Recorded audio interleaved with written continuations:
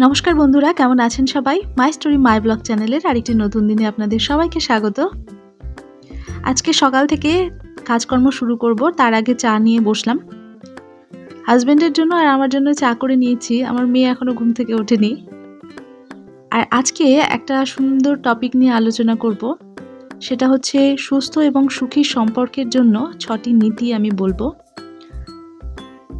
সম্পর্ক তো বিভিন্ন রকমের হয়। হাজব্যান্ড ওয়াইফের সম্পর্ক বলুন, বা বন্ধু বান্ধবের সম্পর্ক, গার্লফ্রেন্ড বয়ফ্রেন্ডের সম্পর্ক, তারপরে মা বাবার সঙ্গে, ভাই বোনের সঙ্গে সম্পর্ক। তো সব ধরনের সম্পর্কের ক্ষেত্রেই এই 6টি নীতি কিন্তু অ্যাপ্লাই করা যেতে পারে। আর ভিডিওর শুরুতেই আমি আমার বন্ধুদের, সাবস্ক্রাইবার বন্ধু যারা আমাকে কমেন্ট করেন, অসংখ্য ধন্যবাদ জানাতে চাই।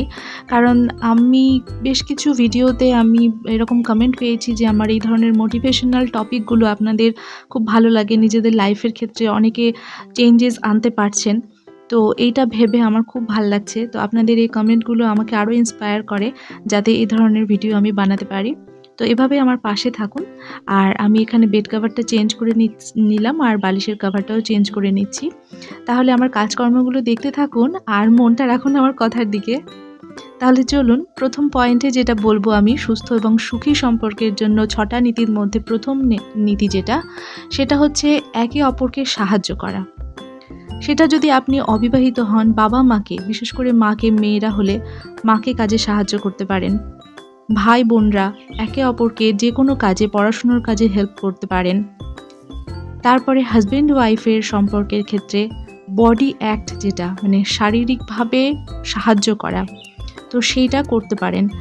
এমন অনেক ওয়াইফ আছে যারা যথেষ্ট এডুকেটেড এবং হাজব্যান্ডের কাজেও অনেক সময় সাহায্য করতে পারেন। তাছাড়া গ্রামেগঞ্জে দেখা যায় অনেক মহিলারা, প্রচুর এরকম মহিলারা রয়েছে যারা হাজব্যান্ডের সঙ্গে সমান তালে জমি জমাতে কাজ করে, বা বাড়ির শস্য যখন বাড়িতে আসে সেগুলোতে কাজ করে। তাহলে একজন মেয়ে হিসাবে কিন্তু তারা শারীরিক দিক থেকে অতটা দুর্বল না, যতটা দুর্বল আমাদের মনে হয়। তবে হ্যাঁ, একজন পুরুষ মানুষের থেকে একটু দুর্বল হতেই পারে।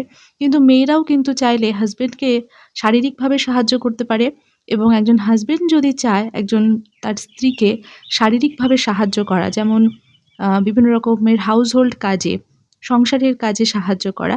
তো এই জিনিসের মধ্যে কোনো ছোট হওয়া বা অন্যায় কিছু নেই।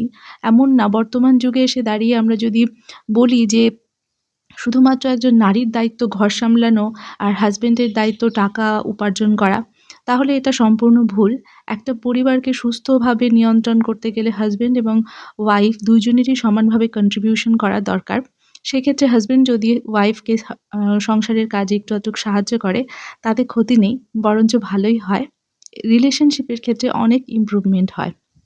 আমাকে কিছুদিন আগে একজন বনি হবে, আমার দেখে ছোটই মনে হলো তার প্রোফাইলটা দেখে। তো সে আমাকে লিখেছে যে, "তুমি একা একাই সমস্ত কাজ করে যাও। তুমি কি তোমার ফ্যামিলি মেম্বারদের শেখাওনি যে হেল্প করতে?" তো আ আমি আমার ফ্যামিলি মেম্বারদের কি শেখাবো? আমি তাদের কাছ থেকে অনেক কিছু শিখে চলেছি।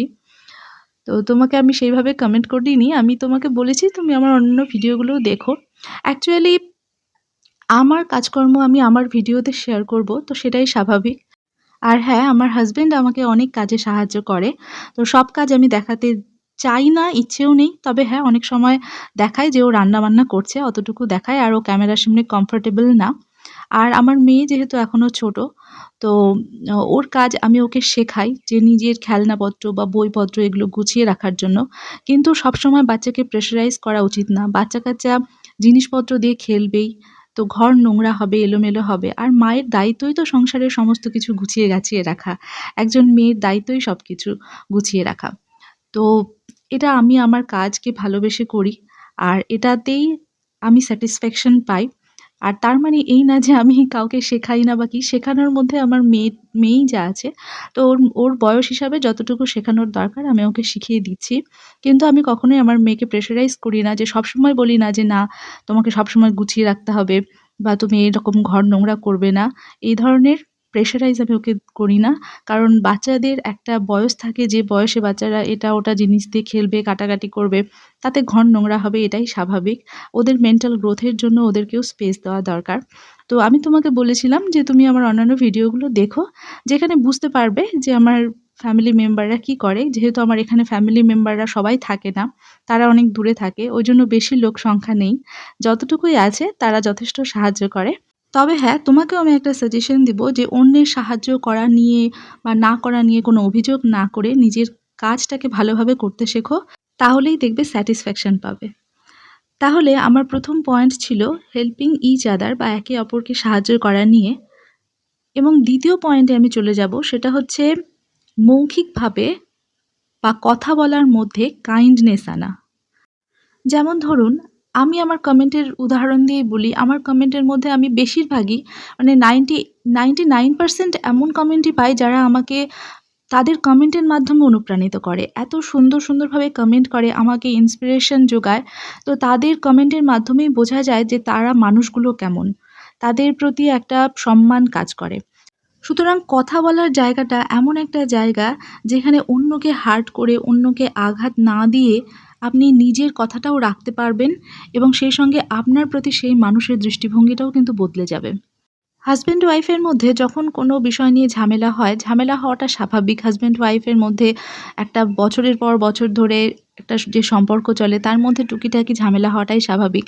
কিন্তু সেই ঝামেলাটা অতিরিক্ত মাত্রায় বেড়ে যায় যখন দেখা যায় যে কথা বলার মধ্যে কোনো আ কাইন্ডনেস নেই। মানে নিষ্ঠুরভাবে কথা বলা, অন্যকে আঘাত দিয়ে কথা বলা, ইচ্ছাকৃতভাবে অন্যকে আঘাত দিয়ে কথা বলা। তো এই জায়গাটা নিজেদেরকেই সংশোধন করতে হবে। যখন রাগ ওঠে, রাগের বশে আমরা অনেক কথা বলে ফেলি। তো তখন আমাদেরকে চিন্তা করতে হবে যে রাগ উঠেছে ঠিকই, কিন্তু এই মুহূর্তে আমি কিছু বলব না, চুপ থাকবো, এবং যখন বলব তখন ভালো কিছু বলব। কারণ রাগের মুহূর্তটা এমনই একটা মুহূর্ত যখন মুখ থেকে কখনোই ভালো জিনিস বেরোবে না। এটা আপনি 100% লিখে রাখুন। রেগে গেলে আপনার মুখ থেকে আনাপ-শানাপ খারাপ কথাই বেরোবে। সুতরাং যদি সেই খারাপ পরিস্থিতিটাকে কন্ট্রোল করতে হয়, তাহলে নিজে কি বলবো না বলবো সেটা ভাবার জন্য একটু সময় দরকার। একটু অপেক্ষা করুন। রাগ উঠেছে, নিজেকে একটু শান্ত করুন বা অপেক্ষা করুন। তারপরে আপনি আপনার কথার বক্তব্য যেটা সেটা রাখতেই পারবেন। ততক্ষণে দেখবেন অন্তত মুখ থেকে খারাপ কথা বা গালিগালাজ, অন্যকে হার্ট করা এই ধরনের কথাটা বেরোবে না। আপনি আপনার মতটাকে প্রকাশ করতে পারবেন সুন্দরভাবে, শান্তভাবে। আর এখানে জানলায় আমি আবার পাখির জন্য জল রাখলাম। এইরকম পাখির জন্য জল আমি রেখেছি, ছাদে সবসময়ই রাখি। কিন্তু যেহেতু আমার জানলাতে কিছু পাখি আসে এবং অনেক দিদিভাইরা আমার ভিডিও দেখেছেন। তো একজন বলেছিলেন জানলাতে জল রেখো। তো তার কথা তাকে সম্মান দিয়েই আমি জানলাতেও জল রাখলাম। কিন্তু জানলাতে সকালের দিকে পাখি আসে ঠিকই। কিন্তু ওখানে দুপুরবেলা আসতে পারবে না পাখি, কারণ প্রচণ্ড রোদ আর জলটাও গরম হয়ে যাবে। আর সকালে আমাদের জানলার ধারে পাখি আসার একটা কারণ বলি, সেটা হচ্ছে আমাদের গ্লাস, ওই আ ব্ল্যাক গ্লাস, কালো গ্লাস যদি লাগানো হয় জানলাতে, তাহলে কি হয়? ভোরের দিকে পাখিগুলো মানে নিজের রিফ্লেকশনটাই আয়নায় দেখতে পারে। তো ওরা মনে করে অন্য কোনো পাখি আছে। তো এইজন্য এসে গ্লাসের ঠোকরাতে থাকে। তো সকালের দিকে ওইজন্য কিছু পাখি জানলায় আসে। আর এখানে দেখুন স্নেক প্ল্যান্টটার আমি যে কাটিং বসিয়েছিলাম, খুব সুন্দর চারা বেরিয়েছে। তো এখানে ইনডোরে আছে জন্য ভালো আছে।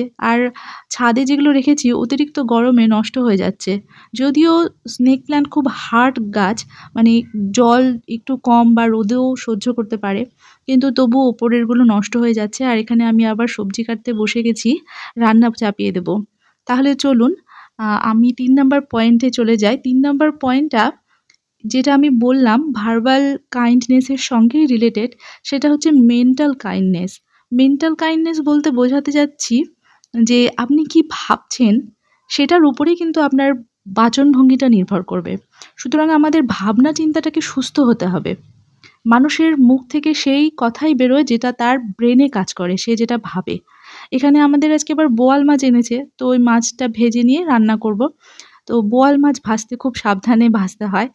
তো আমি এখানে ঢাকা দিয়ে ভাজবো, কারণ তেল ফুটে যায় প্রচণ্ড আর আমার ফোস্কা পড়বেই কোনো না কোনো জায়গায় হাতে।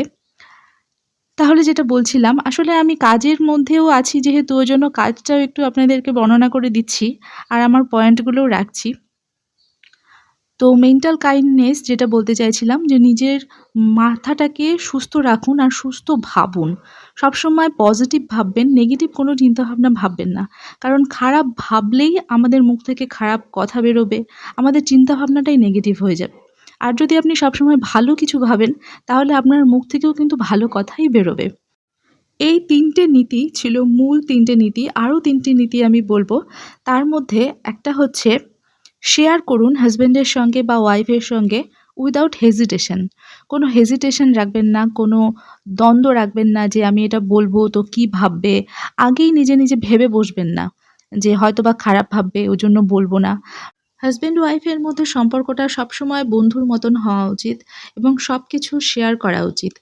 কোনো কিছু গোপন রাখা উচিত না। ৫ নাম্বার পয়েন্ট হচ্ছে ট্রাস্ট মানে বিশ্বাস। বিশ্বাস যখন কোনো সম্পর্কের মধ্যে একটু, একটু করে ভাঙতে শুরু করে না, তখন সেই সম্পর্ককে আর টিকিয়ে রাখা যায় না।